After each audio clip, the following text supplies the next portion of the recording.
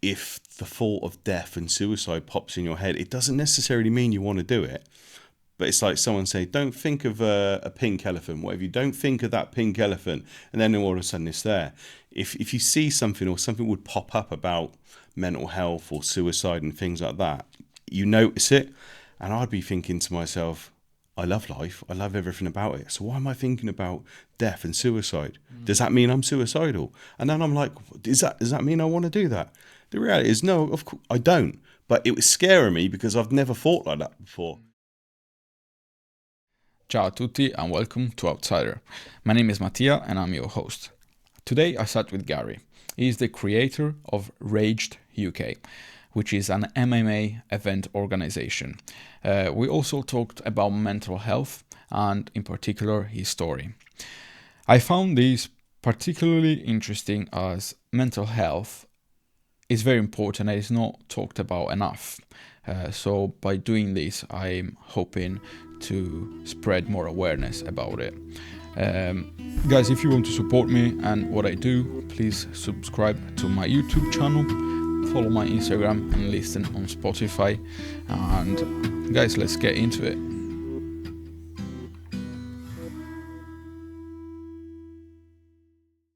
So we're here today. Yes. Because I wanted to hear your story.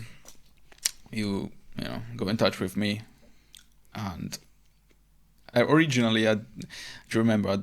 It's not like I didn't want to do it, but because my niche is like a bit different. But then I thought, like everyone's got a story anyway, and I got curious about what you said. What brought you here?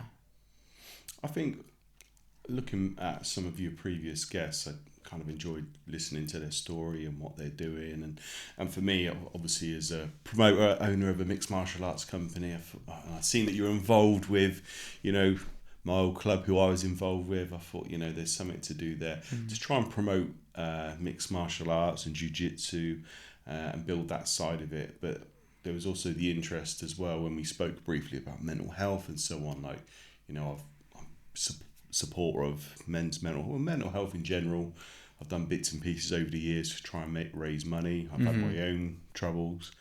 But obviously started off doing promoting from a young age. I've done it, from back when I was at college, putting on MC and DJ nights, and then through to boxing and through to MMA and so on. So yeah, we've done a little bit of everything. Nice. How did this MMA promoting thing started then? What was the switch that was like, I'm gonna do that? Well, initially, so if I go right back, when I was a kid, my granddad's a boxer and I loved boxing. I was kind of fanatical about it. I knew facts, figures, dates, stuff that most kids probably wouldn't know about. I had books on it all. And I liked the idea, so I started going boxing training and learning to box and so on. Problem was, I didn't like getting punched in the head. I started to realise that as a teen. I was like, do you know what? I love it, but I wonder is there a way I can still be involved and so on. And so I'd done a degree in sports science, so I wanted to work with athletes, do the strength and conditioning and cuts, injuries and so on. So I started working with different fighters. Like a coach?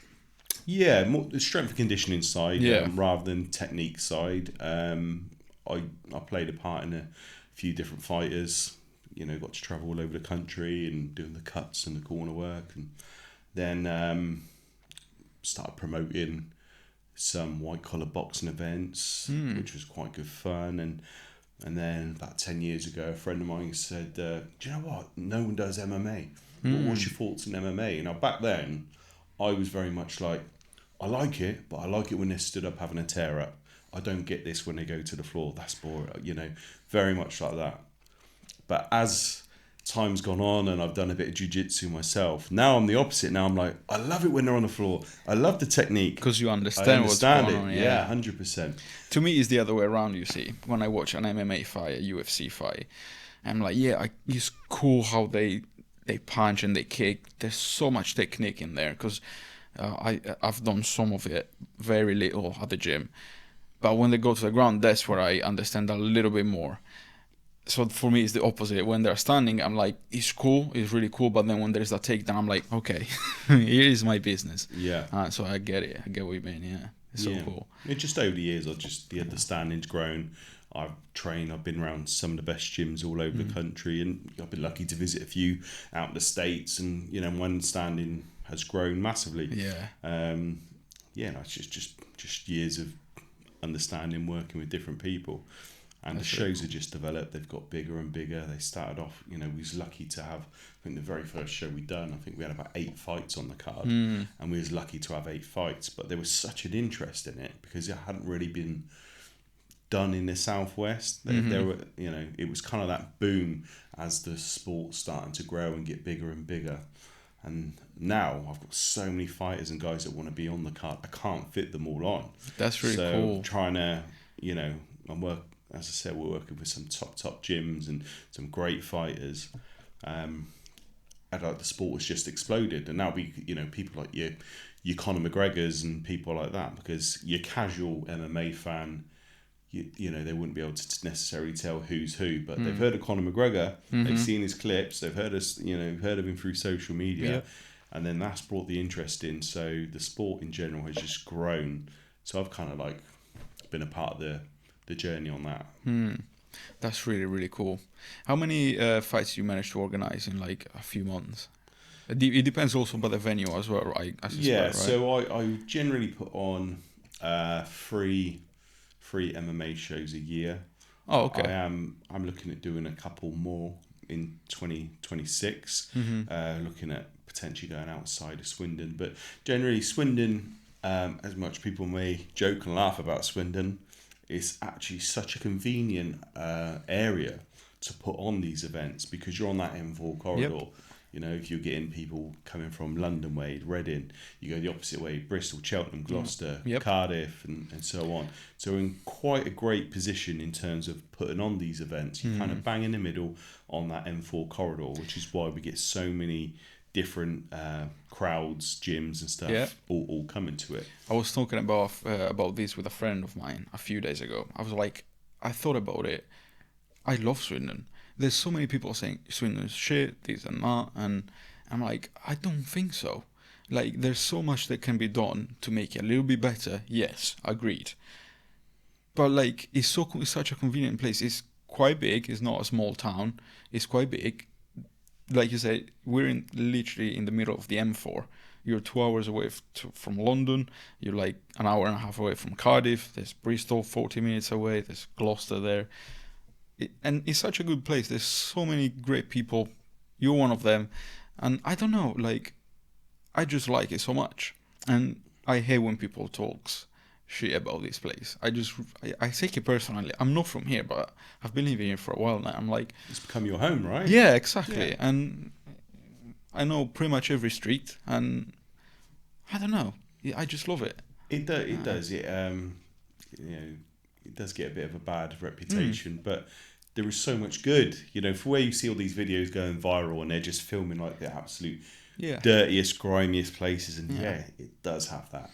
But there are some nice areas and some nice places, and and people forget about all that. And there are great people, and as we were talking about immigration, like half my family are from London, the other half are from Ireland, and it's just so many cultures and communities together. It is a great place. Oh yeah, it's convenient. It does need a major cash injection into investment, and like the bottom of town. I'm showing my age a little bit, but 20 years ago it was banging. Every bar, pub, was popping. It was all going on. Now you walk around there, it's like the Walking Dead at the bottom of town. So there's definitely a few things that can be done. What do you think it could be done to actually improve it? What would be a great idea to bring it to life, basically? What would you do if you were in charge of it?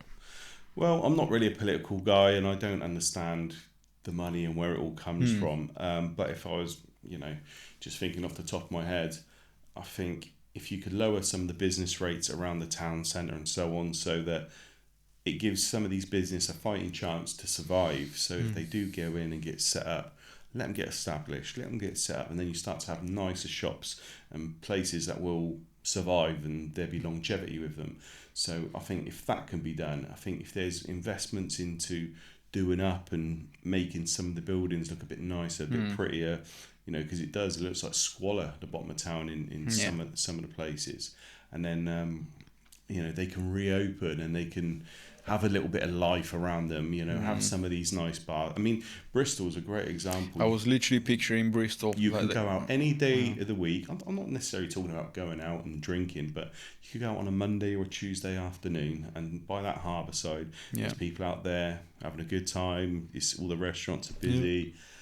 I think that would be cool. Yeah. Yeah, it would be great to see. I've pictured Swindon like that so many times. I'm like, it's such a shame because we have a great walk in town centre, and there's so many other places to visit as well. More events as well. Like they've done things at like Lydiard Park and so on, and there used to be big festivals down at Lydiard Park. I think if they could do something like that again, or whether they do it in the county ground, just to try and bring in more people, more attention. And I think, all right, they might always not be packed the first one or two, but if there's consistency, it'll be known as a venue, it'll be known as a place. Actually, Swindon is on that M4. That's a good place to do it.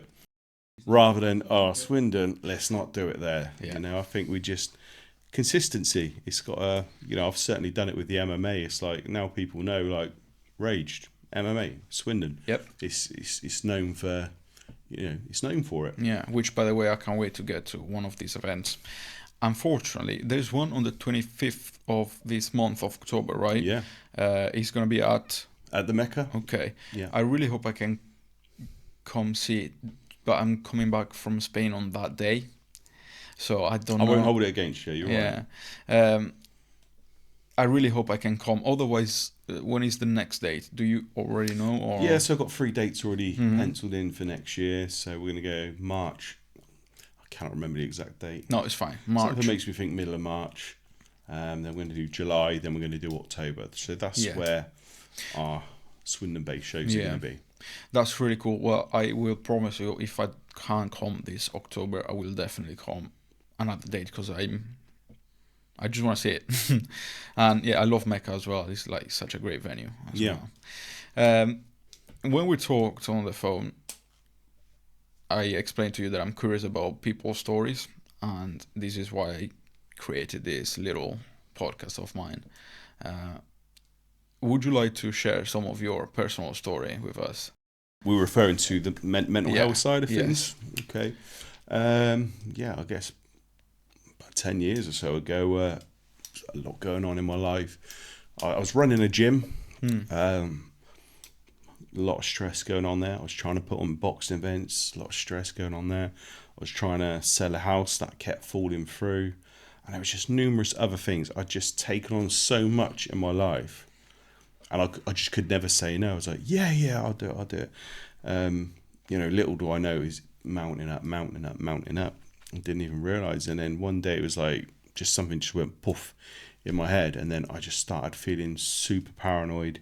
I just couldn't relax. It was like that anxious feeling. But normally when you feel anxious, you can kind of shake it off, or maybe the day after it goes.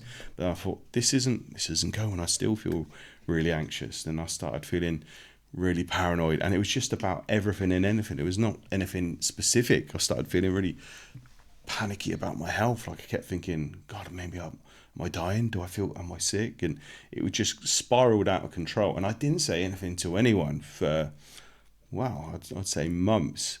We could be having a conversation. You could be talking to me, and it just felt like tunnel vision. It was just like I could hear you, but I didn't absorb anything you were saying. It was just all. Everything was just rushing super, super quick, and I thought I'm losing the plot. I'm losing it. But I kept thinking, I'll be better tomorrow. I'll be all right tomorrow. In fact, the only time that I ever got any rest or any peace was when I was asleep. I actually, funnily enough, I was one of the lucky people. I was able to sleep. That was the only thing I could do, and those sort of intrusive thoughts started making me think, oh God, can I do this for the rest of my life? What's the alternative?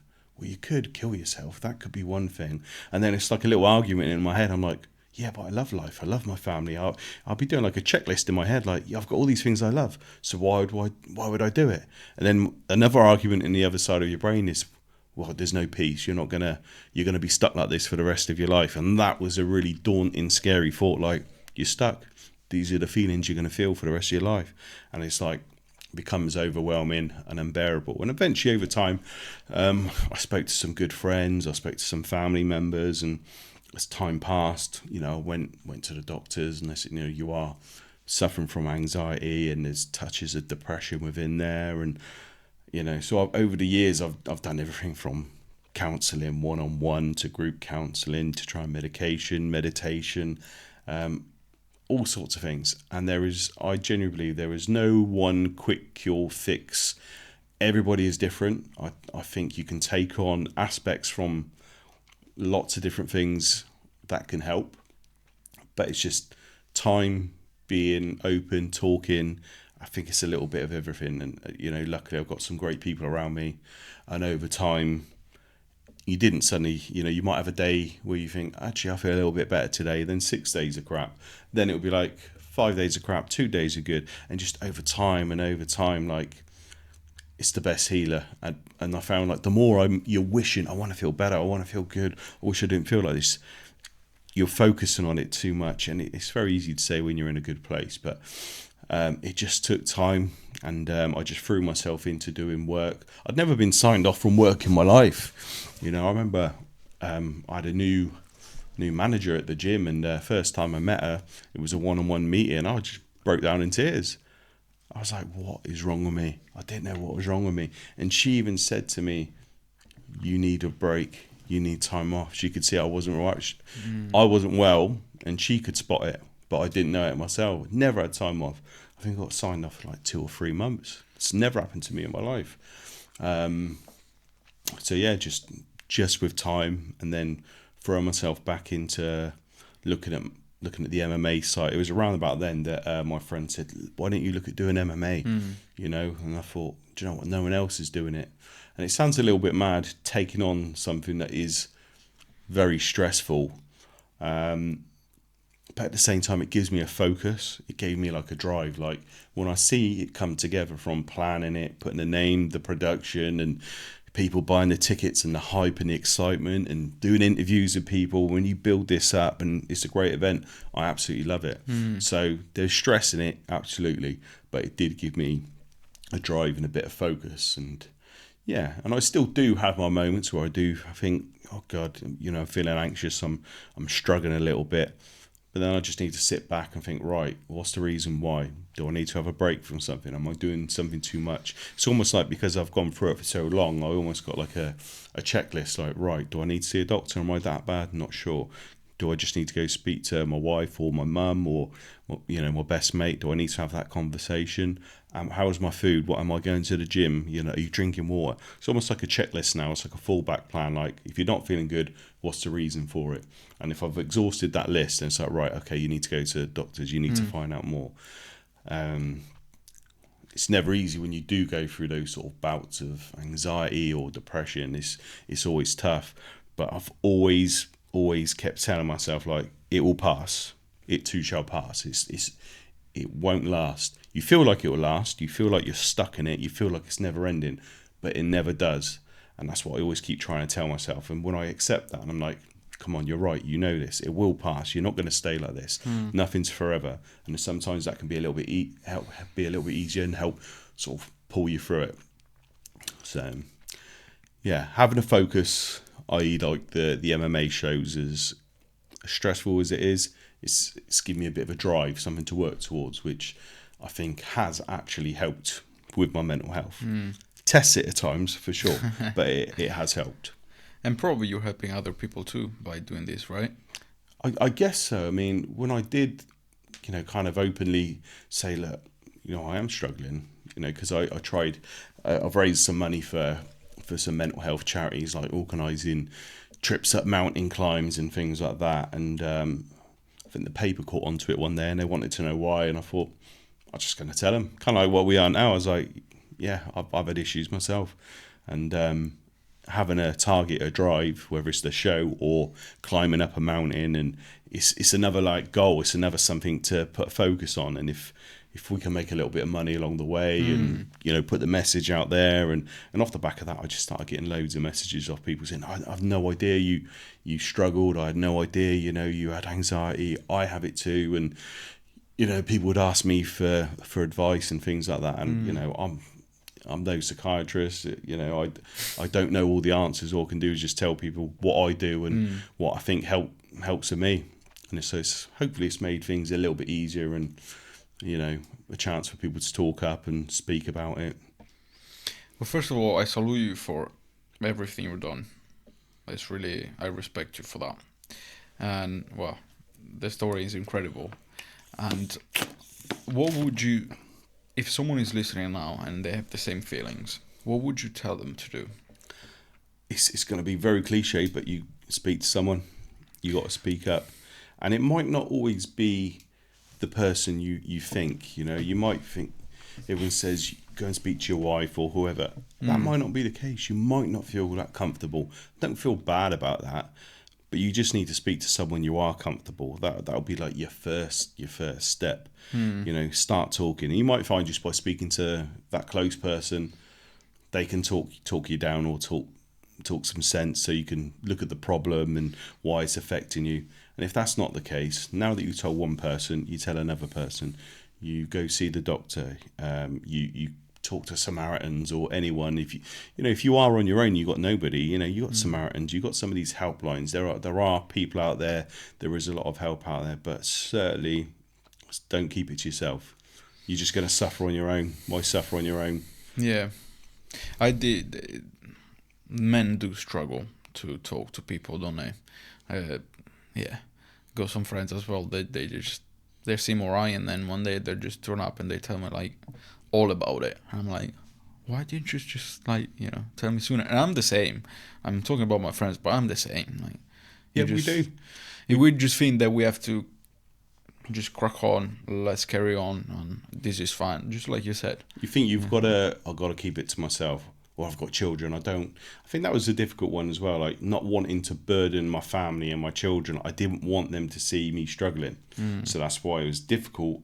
I couldn't just say this is the issue. This is what's going on. I did not want my children to see me struggling or breaking down and crying. I just didn't want to put them through it. And I don't know whether that's right or wrong. I really don't. But I just wanted to protect them from that. But that would mean I'd have to take myself away. I'd go do my crying elsewhere. I'm like, right, I've got to be a daddy here. I want to be there.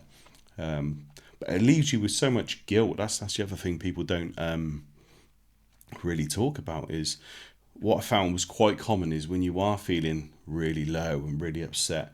Obviously, there's a lot of people and their intentions are great. But what they would say is like, but you got so many good things in your life. You got a job. You got great wife or girlfriend, you got beautiful children, you got a home, and these are all things like tick, tick, tick. Yep, you're absolutely right. But now you've just highlighted it all. Why am I feeling like this? And then it makes you feel guilty. It's like, yeah, I have got those things. And then you feel guilty. So why am I feeling like that? Yeah, why? And I think people who haven't been through things like that, their intentions are great.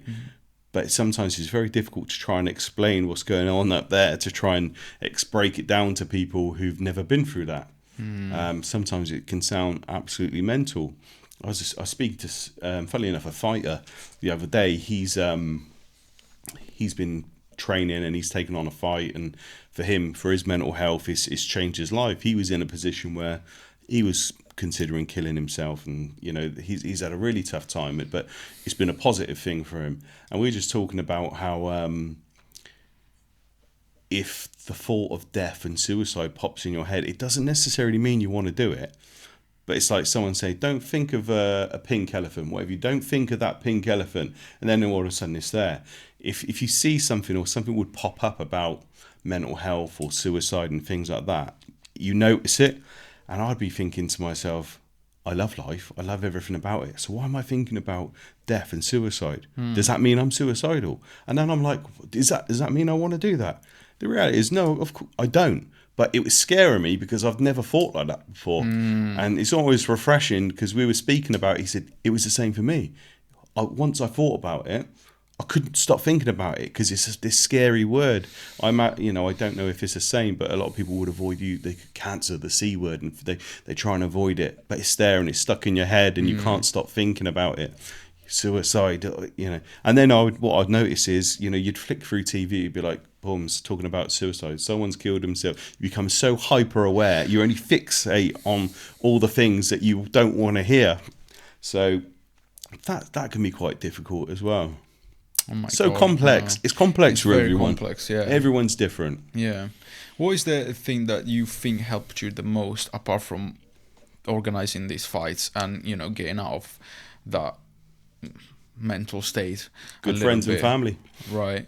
Good friends and family, like people that generally do care about you, and they're not worried about getting a free ticket or anything like that. They're just there because they care about you, just because they want to help you. They want to have fun with you. They want to have a laugh with you, and those people just incredible. And there are a handful of people that were truly there for me and still are there for me and still support me.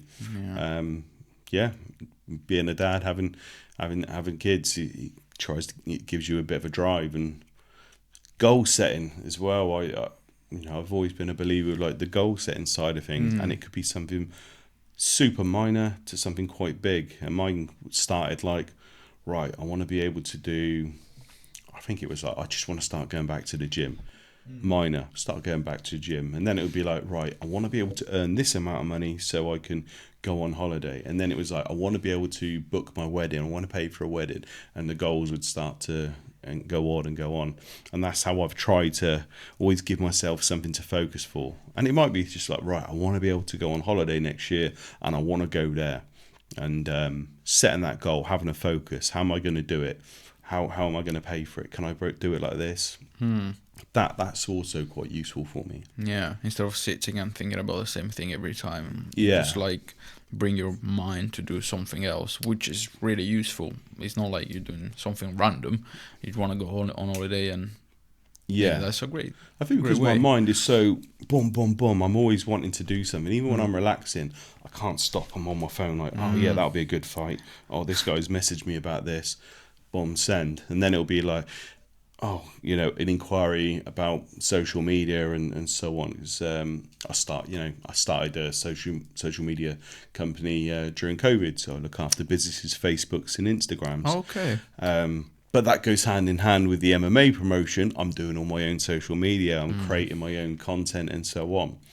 So if I'm not thinking about one thing, I'm thinking about the other, like on the phone. Always glued to it. Yeah, my brain is always kind of ticking and going over. Yeah. Yeah. Makes sense. But you also got to be aware and learn when to switch off. I find that quite difficult still. There's still so many things I need to work on and improve on. Like I should be able to just put my phone down and leave it. But I could be watching a film and I'll still feel like I have to check. Oh, has anyone commented on that event that I'm putting on? I do think, you got to take some time for yourself and your family and be off of that sort of thing. Yeah. But I'm a victim of it as well. I do it. I still do it. I think everyone does this day and age. Yeah. Right? Just like sometimes I don't even realize I'm scrolling. I'm like, oh, what am I doing? And I just like try and put it down. And then moments after you pick it up again and you start scrolling, I'm like, what's going on? I literally just put it down. Why am I scrolling again? Yeah. Yeah, it's weird. It's a weird feeling. You just literally grab it and it's automatic, right? It is, yeah. Just don't even realize. But yeah, I know that feeling where you're trying to like see the comments. The sheer panic if you think you've lost your phone. Like, where is it? Yeah. What am I doing? Yeah. Oh yeah, 100%.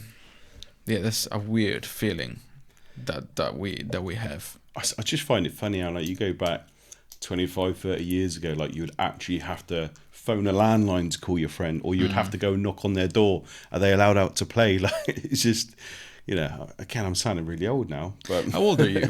I've just turned 40. Okay. We can blank that out. 1985. That's right. Yeah, August. Yeah. I am now 1993. Okay. So I'm a bit younger than you, but Young blood. I know that feeling of going to knock on people's doors asking their moms if they're allowed to go out and things like that. I think I didn't have a phone until I was 14, 15, Yeah. which is great. And back then there were like the Nokias, The 3310, and and yeah. playing Snake in there. That's it, yeah. And that was great, I think. But still, I don't know, is it better? Because every generation changes. Before us, there were other people that didn't have anything like that, and they might say that their generation was better than. Who knows? Who knows? Kind of like the generation that we're living through is like we've come in off the tail end of people having nothing like that and minimal technology, all the way through to AI almost taking over. Like we've gone through, we've seen everything. You know, I miss being a kid and. Can we go out and play football? Should we go out and do that? That was great stuff. I love all that. But can you imagine living in a world where you can't literally go, boom, internet, Facebook, boom, on the palm of your hand? Yeah. I mean, there used to be a world like that before they got invented. Yeah. So why not?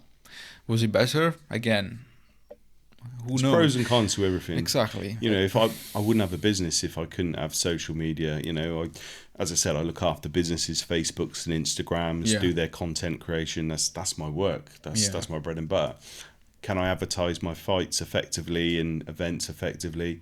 All right, you can put a poster up, but the difference between putting a poster up and doing an interview and showing highlights, the engagement you're going to get on your highlights is second to none. So it's different, isn't it? Pros and cons, isn't it? Yeah. But yeah, you can definitely get suckered in and spend too much time on social media, and yeah, it could be a headache. Yeah, I don't. I kind of know about it because of the page as well, but it's very minimal right now. So, but still, I get what you mean. What's your favorite thing ever about organizing the fights? From organizing the fight to going there, what do you do? Oh, there's so many cool things to it, and like first thing people probably say is like you must earn money and blah blah. If it goes well, of course, there's financial gain from it. It is a business. It's part of my life. Of course, I think you'd be an idiot if you didn't say you want to do well out of it. Yeah. But I genuinely love when you take someone, they might not have had a fight before, they might not be known, and they are this talent. And then you sort of bring this talent through onto a big stage, a big platform, and then they start fighting and they get interest. And then you see this same fighter, male or female, and they go on to, they might get signed then by Cage Warriors or signed by PFL and even UFC, which has happened in multiple occasions. We're a feeder show. So we're helping bring talent on. We're putting this talent on a big platform. We've put them on a big stage so the world can see them. Yeah. You know, it's streamed live on pay-per-view on fightworld.tv. Obviously, we've got quite a good following in general. It's a good show for people to get themselves known on. And then once we've elevated them, and it's something amazing when you see that same fighter fighting on television, on UFC or PFL, and I'm like, oh my God, this guy made a debut on my event. And when you see the tail of the tape, RAGED UK MMA champion, I think that's amazing. I've been a part of that. I absolutely love that. I love seeing that. I also love, I love it when people say, I absolutely love the show. What an event. This is brilliant. And they can appreciate the hard work that's gone into it. A lot of people always say, it's always a good show. It's always good in the end because I might be stressing, running around, and there might be issues going on. I'm like, well, it is, but that's because I care so much and I'm on the case so much. I want it to be good. I want it to be successful. So when people appreciate that and they notice it and they say, that event's incredible, that's brilliant, absolutely love it, matchmaking, great, the commentary team love it, the fighters love it, the coaches love it, that's great when you can get sort of respect and feedback from the coaches, the gyms and the fighters, because a lot of these guys, they're involved in some of the biggest events and around the world.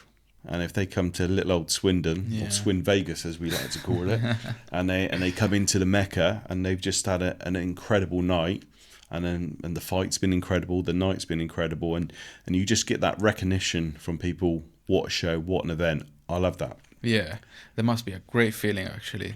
Great, it's a great buzz knowing that either been a part of someone's journey and seen them elevate and go and be successful, or just giving a great night of entertainment for these MMA fans, because people are traveling from all over the country to come to your event. Yeah. So I want to make sure it's damn well good if they are investing their time to come over, or money to pay for a ticket. It's got to be good. Yeah, I can't wait now to go. You bust me up a little bit, Yeah. and I just wanna see this thing now. So walk me through the moment a fighter actually get in contact with you till you put him on the stage. What happens? What is the So like the protocol of how can you fight on the show? Basically. what do you do? Like, I text you. Yeah. I'm a fighter. I want to fight. What's the procedure? So for myself now, how I operate, I try and organise the matchmaking and the fights through the gyms and the coaches. The coaches are the people that have the say over the fighter, unless the guy who wants to fight is the actual coach himself. But generally, we'll try and go through the gyms, so they have the say, because they know what they're looking for, and their intentions are to protect their fighter or put their fighter in the best possible fight and so on. Because not all fighters know what's best for them, and they might just agree and say, yep, I want that one, I don't care, I want to do it. Sometimes they need protecting from themselves a little bit. So going through the gyms and the coaches is the protocol. I will have individual fighters that will contact me, and that's absolutely fine. But I will always say, you need to be representing the gym. We don't take on what we call like journeyman fighters. We're not trying to fluff anyone's records. We want them all to be legitimate records, whether it's a debut or you're 10-0. We want to match you up all accordingly, and as best as we can anyway. So we try and go through the gyms and organise it that way. Like as I said, fighters will contact you directly and say, I'm interested, I'd like to fight for your show. I'm like, cool, who do you represent? What's your record? What's your gym? What's your weight? Is it best I speak to your gym or your coach to organise? And then 9 times out of 10, that's what will happen. I end up speaking to the coach, and the coach will say, yep, that's my fighter. Yep, don't worry. I said he could contact you guys. What can we do? So it comes from both angles. Of course, being involved now for so many years and running the event for so many years, I know a lot of the different gyms. I know a lot of the coaches. So they might not contact me through socials. I might just happen to be meeting up with them or talking to them anyway. Gary, we've got this new fighter coming through. He wants to turn amateur. He's going to be good. Can we get him on the next show? Cool. What's his weight? Who else can we find? Is there another debut, or is there another person who's similar record and so on? What's his background? Because you could be a debut fighter, but you might be a black belt in jiu-jitsu. So I don't want to put that debut fighter, black belt in jiu-jitsu, with another novice fighter who's a white belt in Brazilian jiu-jitsu. So you're trying to make the best match that you can with... Yes. Yeah, I see what you mean. Yeah. And I will always be upfront and honest with any coach or fighter. Whatever information comes to me, you'll have it. If someone's not upfront and honest about their record and where they've been... I can only pass on what information I got. It's going to show, right? It is getting it easier, obviously with social media and Tapology and so on. But again, you get a lot of foreign fighters now coming over from the UK to the UK, maybe having a debut fight, but they may be like an Olympic level wrestler from Afghanistan or Iraq or something like that. And, for the most part, I think they're honest about it, and you can track down, you can see where and what they've done. But not everyone's going to be honest. And, if you just say, are you a debut fighter? Yeah, I'm a debut fighter. What's your grade in jiu-jitsu? I'm a white belt in jiu-jitsu. What's your level in wrestling? Oh, Olympic. Yeah. So you got to be careful when you're doing the matchmaking. Yeah. All you can do is try and do your best, but just always be upfront and honest. With the gyms and the coaches, because that honesty will go a long way. Because if you do say, listen, I've got a fight for you, but he has this background out in Afghanistan. He was a wrestler and a grappler, not for MMA, but his grappling is going to be then that builds trust, because you think, oh, okay, at least he's honest. He's told us this. 'Cause Yeah. I'm sure. In fact, I know some of these things go on. They just want them to fight. They just want them to sell the tickets. Whereas I think if you make great fights, the ticket sales will come. Yep. If you look after everyone, they'll come back. If you stitch people up, they're not going to come back, and they're not going to want to fight for you. So. Yeah. And that's the whole point of doing like the interviews with the professional fighters and the amateur title fights. Kind of like what you're doing with me, talking to me. I just want to give an opportunity, like raise your profile, tell us about what you're doing. Tell us about your journey, why you fighting, and so on. And it just gets that interest. Yeah, you need to know. I like I said earlier, I'm really passionate about people's stories and why they are at the point that they have in their life right now. Yeah, it's really interesting. It's really interesting. If you ever had anything like that happening, like where people lie about their resume, and we have had it, and sometimes I might not be necessarily be the one to find out. It might be the other coach who've done more due diligence, and they've done some deep diving, and Gary, this guy's not fought under that name. This is the name he's fought under. Look at his record, and then we can sort of put it up and say, look, hey, you've not been honest about this. We're going to pull this fight. It happens. It's rare. It does happen. yeah, But as I said, as time's gone on and people use like Tapology as like the main sort of go-to, where the records are, where they fought, what gyms they've been involved with, there's a lot more information that is accessible. I was Not completely. going to say, what is this Tapology? I've never heard about it. Tapology is like your main go-to. What gym are you from? What's your record? And they tell me, and I can just put their details into Tapology. Okay, it's correct. Yeah, that's his record. That's his gym. That's his weight. We can back that up. We can see he's fought on this show. So after each event, each show, you upload your results to Tapology. Yeah, but you have to do it, right? Yeah. Like, otherwise no one else will do it for you. Yeah, but that's right, yeah. Can you not lie in there as well, if you wanted to? Well, the old days you could, but now you have to provide video evidence of the event. Makes sense. So for me, whenever I upload my results, I have to match that with basically their video. Tapology. They have direct link to the pay-per-view, so they can go through and they can verify who they are and what they are and so on. So yeah, it makes sense. Yeah, it's a but great idea. Certainly, like that would have happened, and I think outside of the UK, it probably still goes on as well. But remember, MMA is still such a new sport.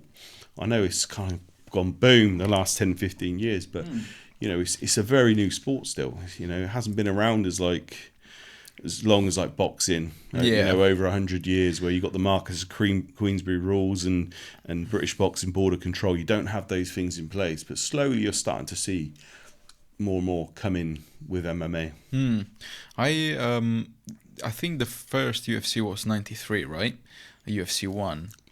I think you're probably right. It sounds about right. Royce Gracie. Yeah, yeah. I think he won the first 4 UFCs, and then from there, the MMA world revolution got like, everyone knew that jiu-jitsu was the king there, so everyone started to get into MMA. So it wasn't karate versus kung fu anymore, or so some ways it's kind of cool. Like when you watch a karate guy versus a jiu-jitsu guy, what's going to happen? That was the main point of that show, right? That's kind of cool. But now MMA is like its own martial art in itself. Like MMA is, you need to know grappling, you need to know striking, you need to know submissions. Yeah. You need all of the above. Yeah. That's why it's called mixed martial arts, because it's mixed. Yeah. That's great. I like, but I got the same feeling as you do. I don't really like getting punched. Yeah. In the face, in the head. I like the exercise. I like I'd rather avoid it if I can. Yeah. Yeah. But you've done some jiu-jitsu, you said. Done some jiu-jitsu over the years. When I did have a bit of free time, I've done a lot of Gracie Barra jiu-jitsu. Trained with your Professor Pat as well. But but I've been around some great jiu-jitsu clubs. I've joined in, trained, had my ass kicked every single place. They look at me as a big lad, and I've usually got one good dominant minute, and then that's it. I'm in trouble after that. But I got to go out to America, train in a couple of great places out there. I remember the gym I was out there. My professor, he was like Chuck Norris's coach. Really? And Hickson Gracie was his professor. And so then I'd done some classes with him. I mean, I was still obviously useless, but I felt it was amazing that I was out there training with him and rolling with him and stuff. So, yeah, I've done quite a bit. And obviously it's broadened my mind, give me a bit of an understanding. But, yeah, am I going to go and compete? No. Do I enjoy having a roll every now and again? Yep. Am I going to get choked out? Absolutely. But it's more a bit more for fitness, for fun, and it just helped with the understanding of the sport. Like I said, I'd been involved with boxing for years, so I understood a lot of the concepts with the striking side, but I didn't know anything about grappling in the ground game. And obviously, as the years have gone on, I just want to develop my knowledge more. I wanted to understand why they get in that position, why are they doing that, and it has. So it's just made it more interesting, and it's flipped my perspective. I like the ground game. I like watching what they're doing. I'm like, he's got his arm there, he's got his leg over. Oh, he's got that position now. I get it now. Yeah. So yeah, it's not just about the striking. I love the sport as a whole now. Yeah, it's a whole. I've only relatively recently started to watch UFC fights on YouTube, right? And it's not. I had a picture of these matches before where they just get punches in, get kicks in, and then whoever's stronger or more powerful wins, right? Totally wrong. Is actually a game plan. They have a game plan in their head. They have their strategy. I'm gonna kick your leg until you fall, and or whatever. It's just a mental game rather than strength game. And maybe you can confirm me or just tell me that's totally bullshit. I don't know. Am I right or wrong? No, I think definitely there's a lot of people that will go in with a bit of a game plan, especially for the more developed fighters that might be going for titles or professional. If there's multiple fights with both opponents, very hard to come up with a game plan when it's two novice debuts because you don't know anything about each other. It might just be you've got your game plan. This is what you focus on yourself. This is what you got to do. But if you're fighting someone who's more experienced and you can actually look at what they do, and then they probably could map out and come up with a bit of a game plan and have plan A, B, C, D, for your backups and stuff like that. So it's just different for everyone. And then you always get some fighters, you can tell them everything, and then it just all goes out the window. As soon as the bell goes, they just come flying out. And sometimes mistakes are made. But that's what makes it interesting, right? I'm one of those when I compete. I've done a few competitions and I'm like, as soon as I touch hands, I'm like, oh, we're here now. It's hard. It's really hard to be in front of people. I cannot imagine professional fighters that were thousands of people around them. They're screaming, they're shouting, and they're just there focused and how do they do that? It takes so much strength in it, right? Some people just thrive on it. They love it. They love that. It must be so difficult, especially for your debuts and your novices. Even your amateurs that have never fought before. You imagine how daunting that is. From never doing anything to now. Okay, we're fighting on quite a big platform here. It's live on pay-per-view. We've got however many people here watching. Yeah. Your music goes on and out you come. Yeah, that's got to be... Yeah, I'm anxious already. Yeah, I've seen it with people. I've walked past. If I see someone, I always say, good luck, well done, best of luck. Everyone handles it differently, Some people thrive on it. It's sink or swim, I think. Some people being thrown in that environment and deep end, I think it does them the world of good. Some people need that. Whereas sometimes you've got someone who's highly talented but just cannot deal with that added pressure. If it was probably in the gym with nobody watching and they say, right, go, smashing machine. Yeah. But in front of a group of people, not all the time. It's just different for everyone. It's there's just so many things to take on board. As you said, it's the training, the fighting, and the investment in your time and giving up time with family and friends. And then, of course, if you're fighting, you might be fighting in front of a big crowd. Ticket sales as well. Oh, can I have a ticket? Yeah, I'll buy it nearer the time. This happens every time. Tickets is really stressful for fighters because they need the support, because fighters will make commission on the tickets. So it's great to support fighters and buy the tickets directly from them. But people who don't, you've not been part of MMA or boxing or whatever, they don't realise the stress in the build up. They're trying to cut weight, and then they decide on the day, I want that ticket. It's stressful for them. Like they want to deal with those tickets. If you say you're going to get a ticket, buy it now. Buy it as soon as possible, because they don't want to deal with giving you your ticket on the day. I see it every time. Like every single time, fighters still trying to deal with tickets. They're being called at the weigh-ins and stuff like that. They don't need all that. They just want to focus on what they're doing. But it's all part of the game. Like if you're new and you're novice, you're going to learn about it. Yeah. I try and explain to some of these guys, like, listen, I know you want these tickets or whatever. My advice to you is say, right, buy your tickets by this date. This is your cut-off point, because you don't want to be worrying about dealing with that while you're trying to cut weight and make weight for the fight. It's the last thing you need. Yeah, I can imagine. I was curious about the cutting weight. I've heard of this. Yeah. And I get the point, but at the same time I don't. Like, can you explain to me a little bit better why do they do that? What's the point of doing that?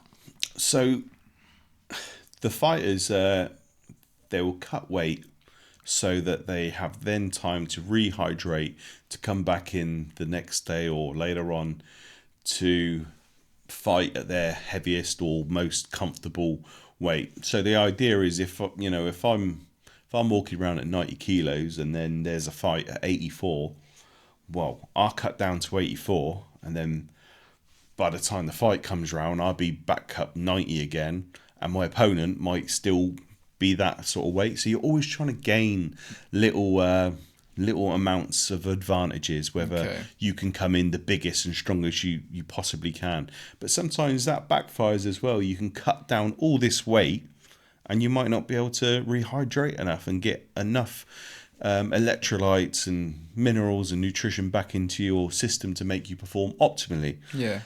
So I think I get the weight cut. I think crazy weight cuts, I don't think people should really do. I think they should be fighting closer to their weights. I get maybe a couple of kilos to cut, and cool.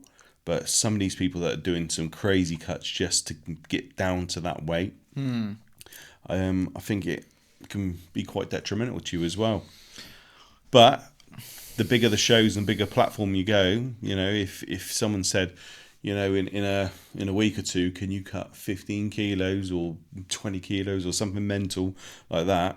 If there's a big financial reward, then they're driven. They're going to try and do it. And that's where it starts getting crazy. The water cuts are, I couldn't even tell you the science behind it with the water loading and what way it does.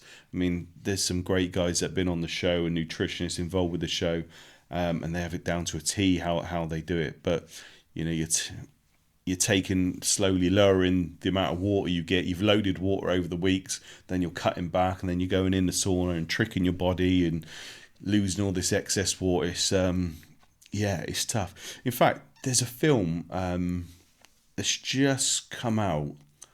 It's on like all those downloads, and it's not on Netflix. It's on something like that, but it's called Cut, and it's got Orlando Bloom in, and he is a professional fighter, and he's been given a week to lose 20 kilos to fight for a world title. And I thought it was going to be focused around the boxing and stuff. The entire film is focused around the cut. Yeah. Naturally, when I put it on, I thought, cut. He's obviously got cut in his eyes about that. But it's the entire process of weight cutting and how desperate he gets to cut the weight and things like that. And I thought it was quite a cracking film, really. Like when you watch it and stuff like that, that gives a bit of an insight into what goes on. Yeah, some of the weight cuttings, it's insane what people do. Yeah. I've seen people get on that scale when they look half dead. Yeah, because they're like, so thin in their face. They're like, I don't know.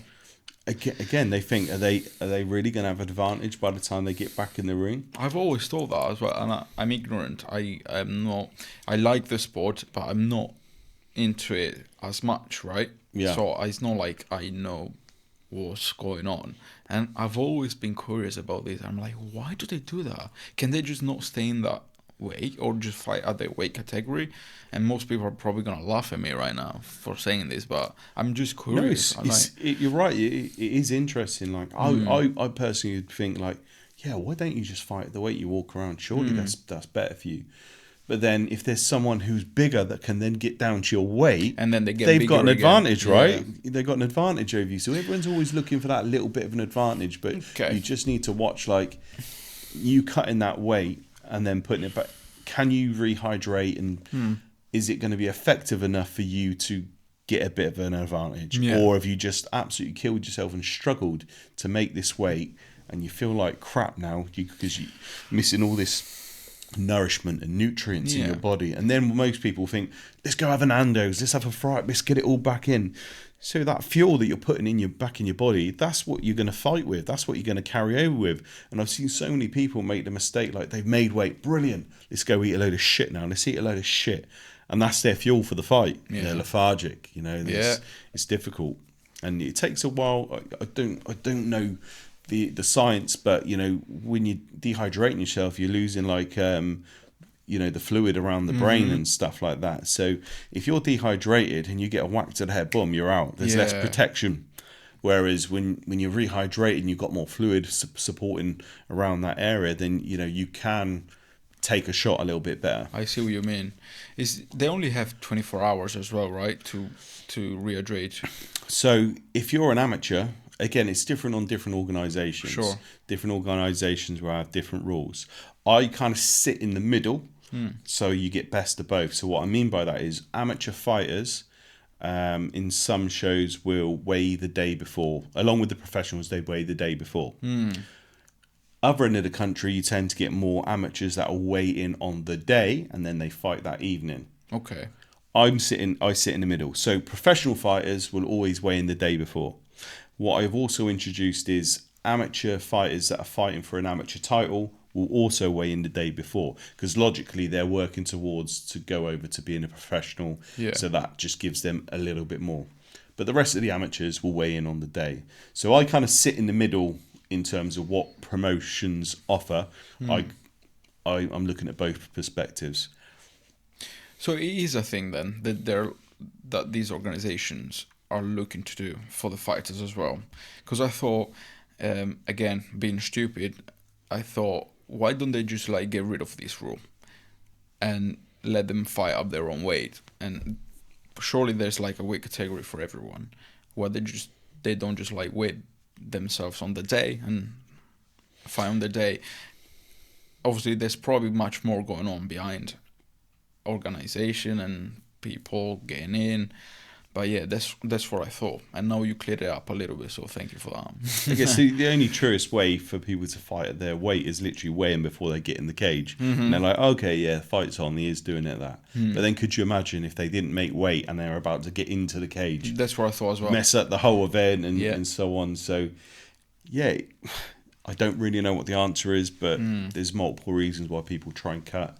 But ultimately, it's like, you're trying to be as effective as you can, the strongest you can in a weight category that works for you. Yeah, I see what you mean. But people will make mistakes. People miss weight all the time. They think, I've got this, and they miss weight, or they struggle then to get the rest of the weight off, and they spend all this extra time trying to cut weight when they should be trying to chill at this point. They're struggling, they're trying to make weight, and then what's happened? By the time the fight comes around, probably not rehydrated enough properly, or you're feeling like crap because you've basically starved yourself to make the weight. But this is where now, as the sport develops, you need to have a good coach, you need to have good people involved around your nutrition and so on. But have you witnessed anything like that? I've seen some crazy weight cuts. It's crazy weight cuts. I've seen people carried onto the scales like barely, just swaying around. Like it's insane what some people have done. the amount of weight some people have cut weight in such a short span of time, you can't get your head around it. Yeah. You know, like your average Joe public, you know, they're like, you know, they might be going to the gym for weeks to lose a couple of kilos, and here you are, you got someone who's cutting like a couple of kilos on a day, or you know, and in the sauna and out the sauna and training and sweat. I saw this one guy who needed to cut some weight, and you know the big industrial like furnace things to, if you're blasting hot air into a venue, yes, like some sort of big gas powered furnace thing, and he needed to make weight, so he set himself up, wrapped himself up in a blanket, wrapped it, and he literally just sat there in front of this fire, just Sweating, trying to sweat, but it just looked like he was cooking himself.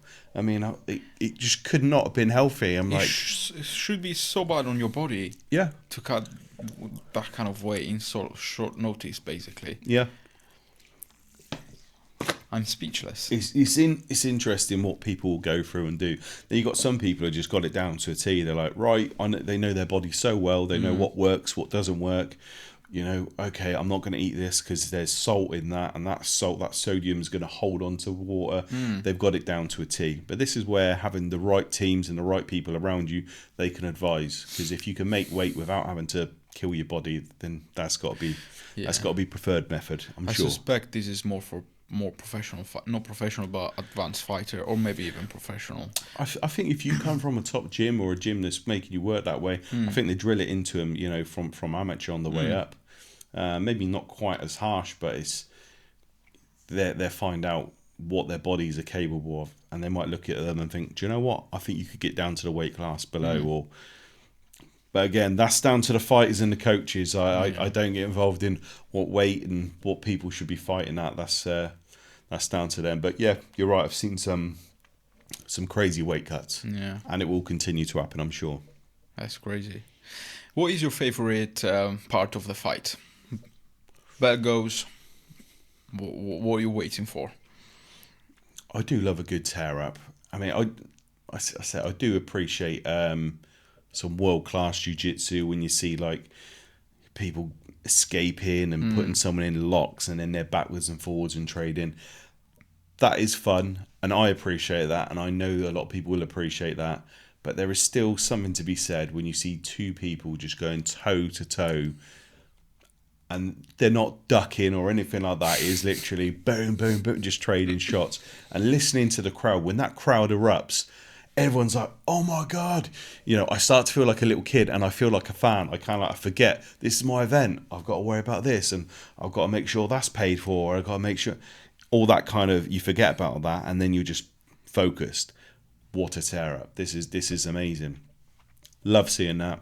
That's really cool. Love, and you know, usually happens is there's normally a good toe-to-toe war every show. And sometimes it's not even the guys you expect. You think that jiu-jitsu guy, he's going to get him on the floor, but he's not. He's going toe-to-toe with him. He's changed his game plan, and so it's just always interesting. You know, it's never the same, which makes it always fun. And everyone's got different personalities, obviously, but also methods of fighting. I don't know.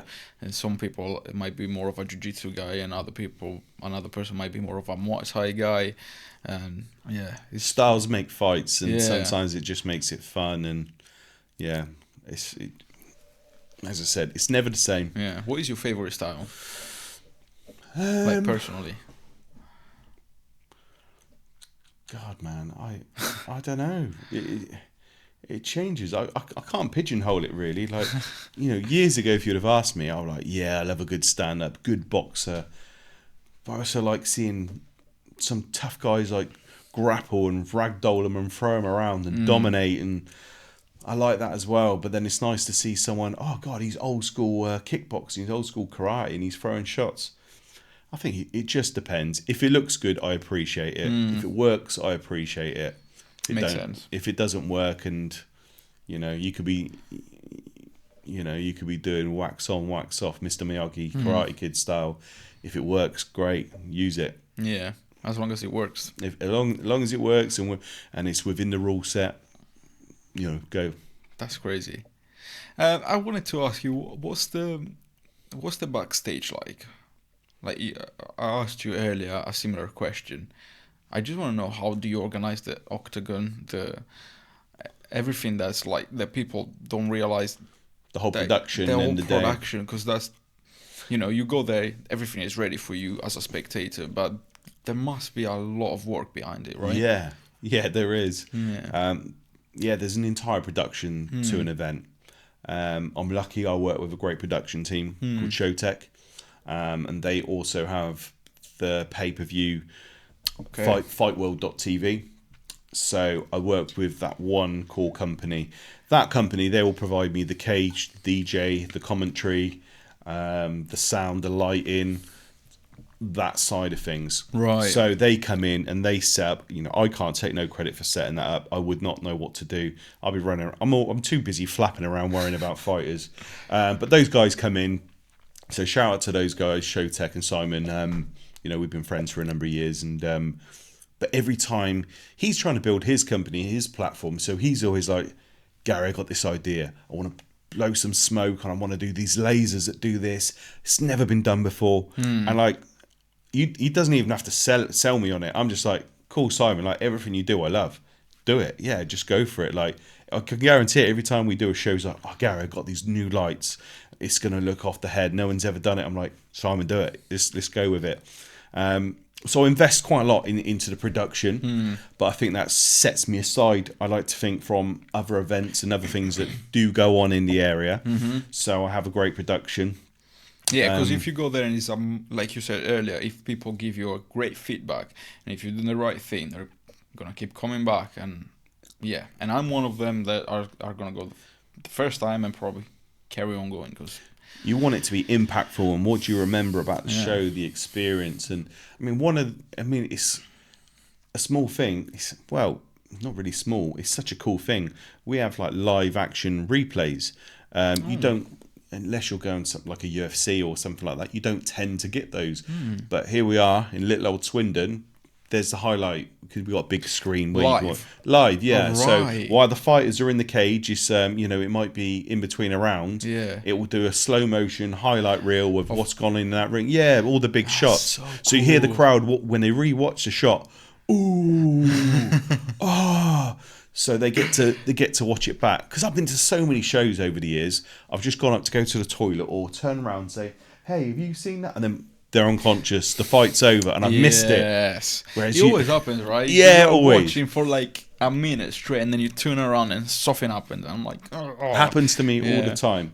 But with Raged, you get those highlight reels and things like that. So little touches make it great. Yeah. So the whole production, obviously, there's also the rest of the team that will spend hours setting up all the tables and chairs for the VIP. So, you know, I have people coming in to set all that side of things up.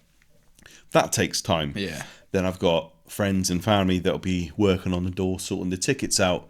All of that takes time. And then I've got a team of people that are known as whips or runners, and they'll be controlling, making sure the flow of the event goes right. So it'll be like, right, that fight just ended in the second round. Can you give this team a 5-minute warning? They're going to be on after this. Yeah. So we have to ensure that runs, because it's live on pay-per-view, right? Yeah. So we don't have the luxury of just being like, yeah, just tell them probably in about 10, 20 minutes we'll get them on.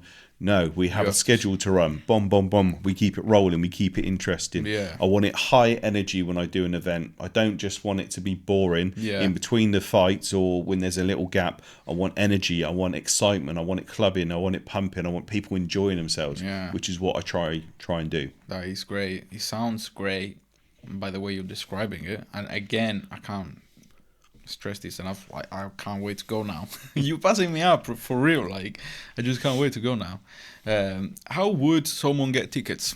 Like, several ways. So if you know me or you've got Raged on any of your social media, you could drop me a message, and if you want to come and collect, you can buy tickets like that. You can buy from any fighter as well. So remember, it's great to buy from fighters because you're supporting the fighters and they make commission from the tickets. Yeah. So it's always good to try and support the fighters with that. You can also buy from the website, which is www.raged.uk. So you can buy direct from the website. So you can come in with your QR code, and then you can come in. Nice. We do have tickets if there are tickets left over. There are tickets on the door. but it just does depend, because sometimes we sell out. So we've already sold out of all our seats for the next event. But there's like standing and standard tickets still available. So you can buy on the door potentially, but then that's also a risk. If you leave it to the very end, we have had times where it's so packed before we can't have anyone else in. Yeah. So guys, buy on internet. Buy in advance, yeah.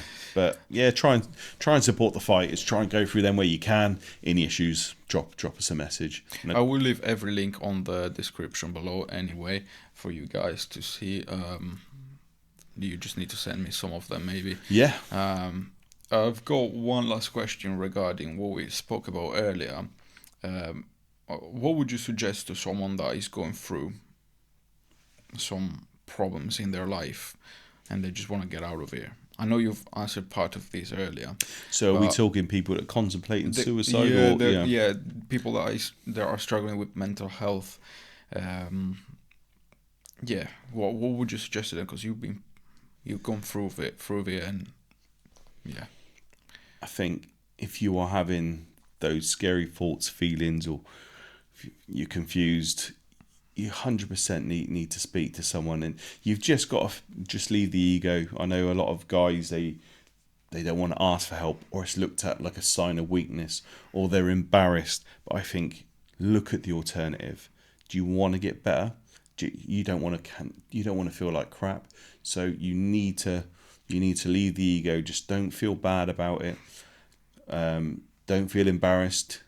And even if it comes to, if you're offered medication, this is going to have like conflicting messages. Some people say, you don't need that shit, you don't need to take it, and blah, blah, blah. And I was offered medication when I was in a terrible position, when I wasn't feeling right. Some things work for different people. Medication don't always work for people, but sometimes it does. And if it takes the edge away, you're not going to tell someone who's got heart problems, don't take your blood pressure medicine, or don't take that. Now, I'm not saying that it works for everyone and it's 100% cure, but if someone is feeling that low and that suicidal or upset, depressed, or whatever their issue is, don't make them feel like shit because they've been offered to take some tablets. That might save their life. Different for other people. So you just, everybody is different. Not one thing works for everyone. Some people might get the same effects and feelings by doing yoga, meditation, and things like that. Meditation's great, try just taking some time and learning to breathe and so on. And there's so much stuff out there on like YouTube, guided meditations, things that can help you breathe. That might work for you. Self-help books might work for you. I think I've tried everything, and I take bits from there. Yeah. I think that works, I'll implement that in my life. That works, I'll implement that. There's many different types of meditation as well, so you might not like this one, but you might like this one instead, and you can go with that one. Because I fall asleep if I meditate like that. I fall asleep.